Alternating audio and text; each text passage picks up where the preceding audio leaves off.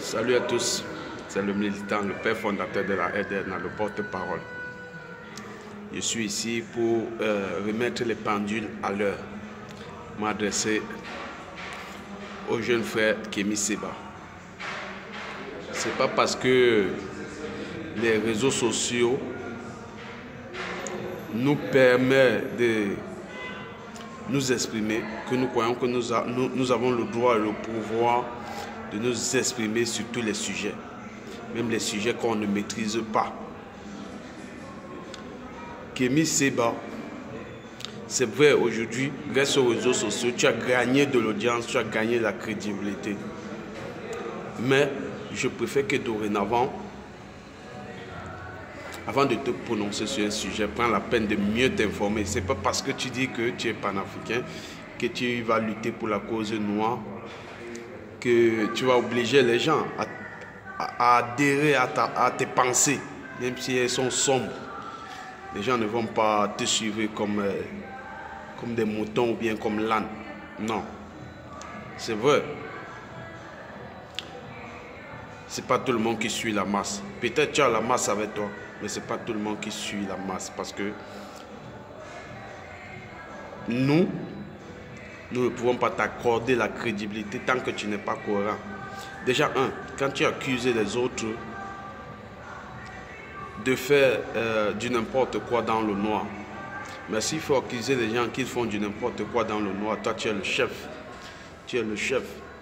Tout ce que tu parles dans les réseaux sociaux n'a rien à voir avec ta vraie vie, avec ceux-là qui sont des détracteurs de l'Afrique. Je pense que toi et moi, on se comprend. Oui, venez en journée, comme l'a dit France, montrer que on est avec l'Africain et dans l'ombre, on combat l'Africain. On combat les Africains, on combat l'Afrique. Bon, je vais entrer dans le vif du sujet parce que j'ai pas assez de temps.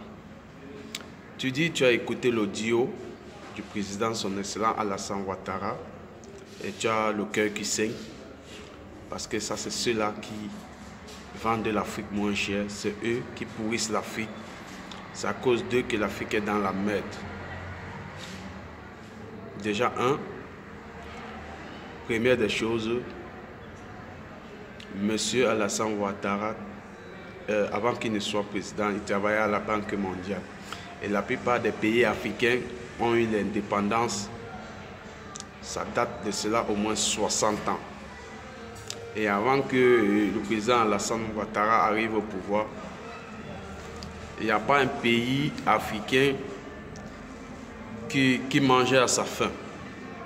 Donc, venir attribuer la peine des Africains à un individu, je pense qu'il faut d'abord avoir la rancœur contre ce dernier.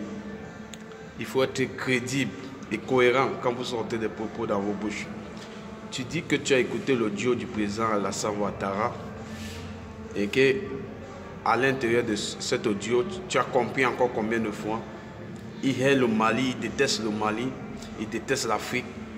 C'est à cause de lui que l'Afrique continue à être dans la merde. Il faut que tu saches quelque chose. En politique, il y en a qui disent ce qu'ils pensent et il y en a qui disent ce que vous voulez entendre. Quand tu écoutes bien l'audio, écoute bien l'introduction du président Alassane Ouattara vers l'ancien ministre. Il dit: j'aimerais que tu me fasses un bref de ce qui se passe au Mali. Il sait que l'ancien ministre du Mali n'est pas d'accord avec la gestion des dirigeants actuels au Mali. Qu'est-ce qui se passe? S'il veut des informations, il doit dire ce que pense ce ministre afin d'avoir des informations. On appelle ça de la politique. Tu te rallies pour voir ce que tu veux. Mais si tu es au camp adverse, tu n'auras pas ce que tu veux. Donc, ce qui fait que le président Alassane Ouattara a besoin des informations concernant le Mali. Du coup, il doit d'abord s'aligner avec l'ancien président. Donc, ça veut dire que le fait comprendre que Ils ont une même vision, ils ont une même façon de penser. Et lui aussi, il est contre les dirigeants actuels du Mali, afin de bien bénéficier des informations. C'est comme ça la politique. Toi, tu crois tout connaître, tu crois avoir le pouvoir de te prononcer sur tous les sujets. Et pourtant, ton crâne chauve là, à l'intérieur, il y a un cerveau qui ne connaît pas grand-chose. Mais tu crois tout connaître. La politique n'est pas ton truc, mon gars. Donc, prononce-toi sur des sujets, comment je vais appeler ça? Des 2 à 25, comme on dit souvent. Mais la politique, ce n'est pas donné à tout le monde. Tu ne peux pas t'asseoir sur une table avec le président Alassane Ouattara et faire un débat politique. Tu n'as aucun conseil que tu peux donner au président Alassane Ouattara. Tu ne t'y connais pas. Toi, tu prends les choses au premier degré. Et comme a dit souvent le blanc, l'émotion est nègre. Tu es dans l'émotion, tu t'agites. Parce que tu veux gagner l'affection de certains Africains naïfs qui disent oui, voilà notre sauveur. Oui, voilà celui qu'on attendait depuis.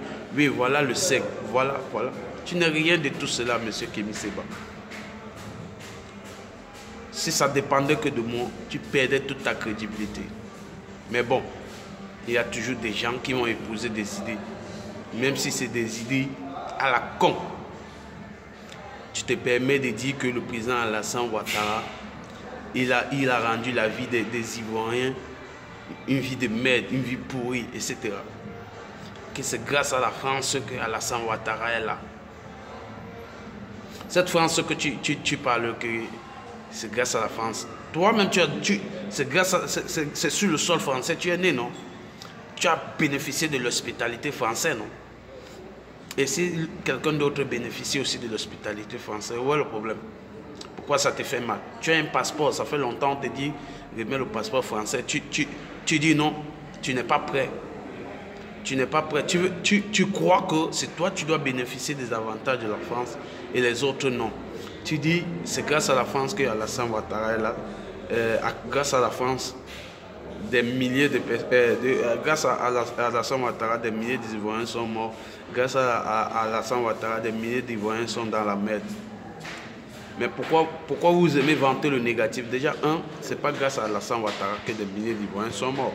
C'est grâce à son opposant. Parce que si son opposant aimait vraiment sa population, il allait comprendre qu'il a perdu son mandat et il allait déposer les armes. Et pour te montrer que ce dernier est aigri, il est sorti de prison jusqu'à aujourd'hui, il cherche à foutre le bordel en Côte d'Ivoire. Et c'est parce que Alassane Ouattara est tolérant. Dans d'autres pays, M. Gbagbo serait à résidence surveillée jusqu'au jour de sa mort. Parce que c'est quelqu'un qui est prêt pour son ego, pourrir la vie des autres. Donc, tu connais les points négatifs de Alassane Ouattara, son excellence. Selon toi, c'est des points négatifs, mais tu ne peux pas me faire comprendre qu'il n'a pas un seul point positif. Donc tu es incapable de souligner. Donc ça veut dire que tu as une haine dans ton cœur contre ces derniers, qui n'est ni ton égal, ni ton ami, ni ton camarade. Vos chemins sont loin de se croiser. Vous n'avez rien en commun. Juste que tu t'as attribué le nom de panafricain, tu te dis que tu as le pouvoir de te prononcer sur tout et pour tout. Non. L'audio que tu as écouté là, tu l'as juste pris au premier degré, mais il est très profond. Il n'est même pas à ton niveau. Quand j'écoute ton intervention, il n'est pas à ton niveau. Tu es totalement perdu. Tu n'as rien compris de ce qui se passe dans l'audio du président, son excellence Alassane Ouattara. Ce n'est pas à ton niveau. Nous, on n'est pas ici pour décrypter ça, pour que tu comprennes. Parce que si tu n'as pas un cerveau, je te conseille d'aller t'en offrir un cerveau. Nous ne viendrons pas ici pour t'expliquer ce qui est en train de se passer. J'ai déjà briefé ce qui s'est passé dans cet audio. Écoute l'introduction de l'audio et tu vas faire un résumé. Tu as parlé plein de choses, mais je ne vais pas entrer dans tous ces détails parce que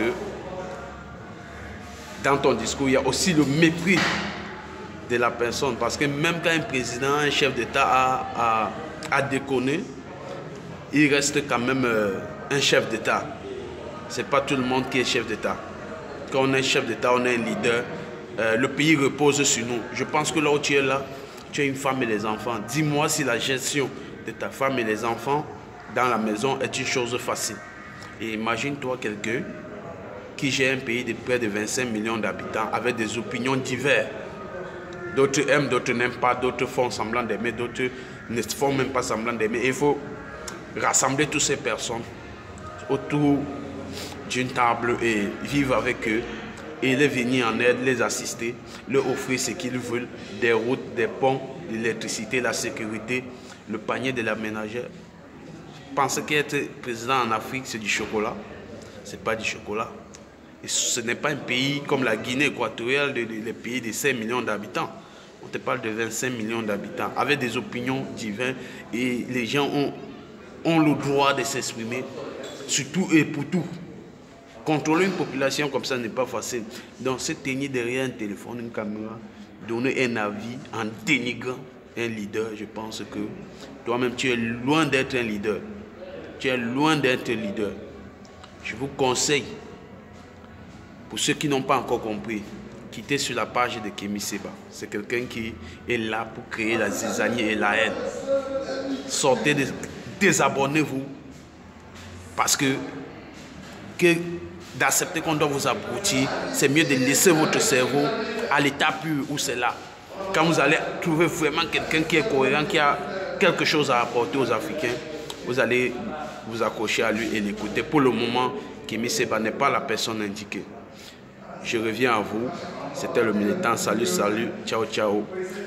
Le président Alassane Ouattara, continue ton travail. Tu as le soutien des Africains, des vrais. On est ensemble. Ciao, ciao.